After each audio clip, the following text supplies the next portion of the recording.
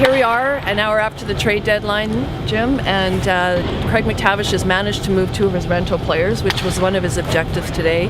Ales Hemsky is heading to the Ottawa Senators for 2 draft picks, plus the Senators are picking up half his salary.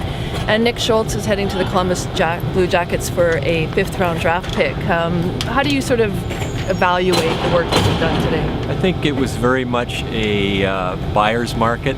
The sellers wanted to get more for what they, were giving up in terms of draft picks, and they didn't really get it. Craig MacTavish wanted a 2nd-round pick for Ales Hemsky. I made a friendly wager with somebody else that for $20 they'd get a 2nd-round draft choice for Ales Hemsky, and they got a 3rd and a 5th.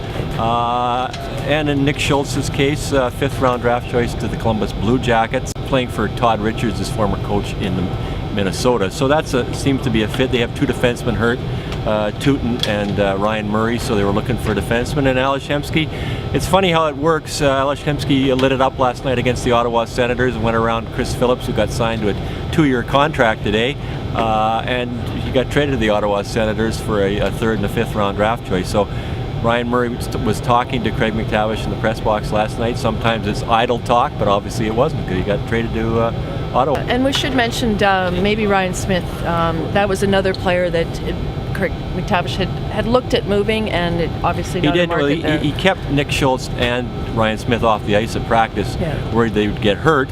Ryan had a select list of teams that Craig MacTavish and he talked about where he might want to go. Contenders, obviously, for a Stanley Cup, because he's never won one, and it didn't get done. I think part of the problem was the teams wanted the Oilers to also eat some of Ryan Smith's contract, and they'd already done that for Ales Hemsky and for Devan Dubnyk when they traded him to the Nashville Predators, so maybe they didn't want to do that. So maybe just, to wrap it up, I think they shored up their goaltending a little bit, which was on the to-do list, moved a couple of rental players, freed up a couple of spots so they can bring up some prospects from the Oklahoma City Barons, and we'll see what he gets done in the offseason. Yeah, I mean, he didn't trade, say, Sam Gagner, and there's been a lot of talk about trading Sam Gagner, but he's a player with a contract that makes it a lot harder to trade than a rental player, and before the draft, maybe Craig MacTavish gets lots of calls on Sam Gagner and trades him at the draft. So what they didn't get was a 2nd-round draft choice.